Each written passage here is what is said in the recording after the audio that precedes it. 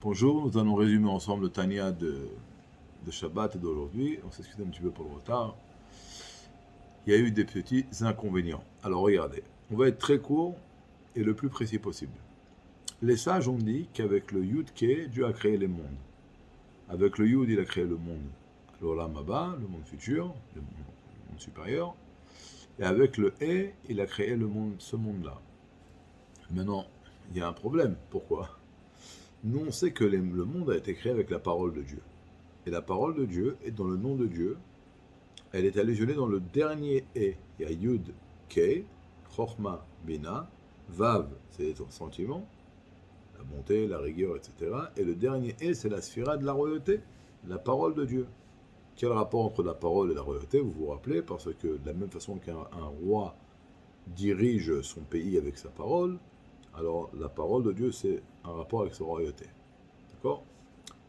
Un roi est roi sur des gens qui lui sont étrangers. La parole, c'est pour communiquer avec des gens étrangers. Des gens qui ne sont pas nous-mêmes. On ne se parle pas tout seul. Ok?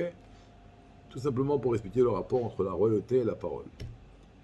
Alors la question, elle est, avec quoi Dieu a créé le monde? Avec le premier E, qui fait allusion à la Bina, à l'intellect, le E suprême, le premier E dans le nom de Dieu?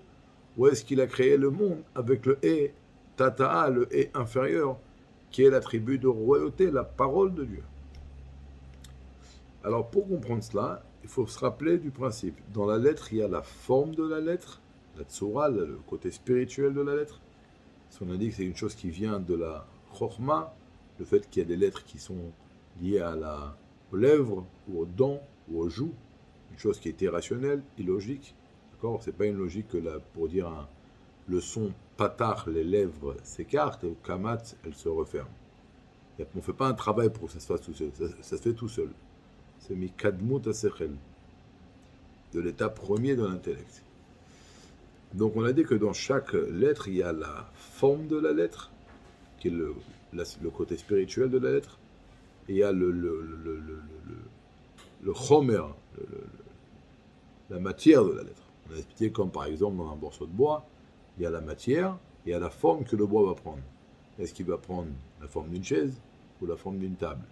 Donc dans la lettre, il y a la forme, il y a la matière de la lettre. Maintenant, on se rappelle également que Dieu a créé le monde avec 22 lettres. Mais vous vous rappelez que ce n'est pas dans l'ordre. Il a fait ce qu'on appelle par exemple, il a remplacé la lettre Aleph avec Tav, la bête avec le Shin. Comme ça, il a créé des mots.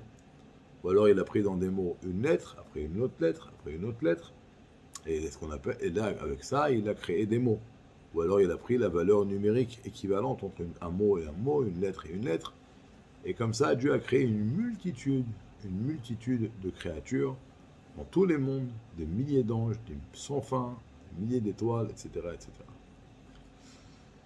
Maintenant, on comprend bien qu'il y a une grande différence entre les créatures qui se trouvent par exemple dans le monde de Bria ou de Yetzira, les anges, et ce monde matériel.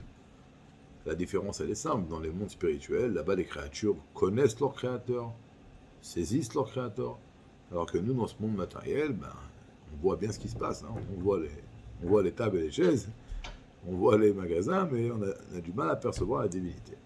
Eh bien, la raison, elle est simple.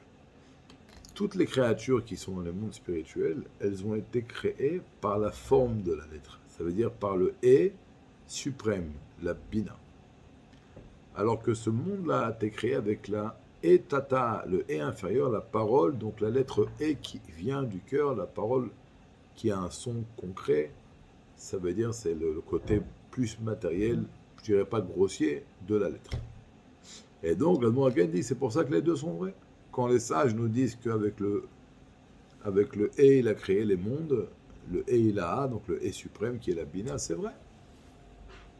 Mais dans ce monde-là, il y a plus ce qui est mis en avant, c'est plus l'aspect matériel, le côté concret de la lettre, qui a créé ce monde-là. Donc on a un monde matériel, grossier, avec tout ce que cela comprend. Alors bien sûr, dans cette matière est englobée également, est inclus là, la forme de la lettre. C'est pour ça que nous aussi, on peut réussir avec un effort à percevoir la divinité. Mais ce sera beaucoup plus compliqué, parce que le monde dans lequel on vit, il est plus grossier, plus matériel, et il voile sur l'énergie divine qui est en lui. Voilà, ce sera pour aujourd'hui, nous continuerons demain. Bonne journée.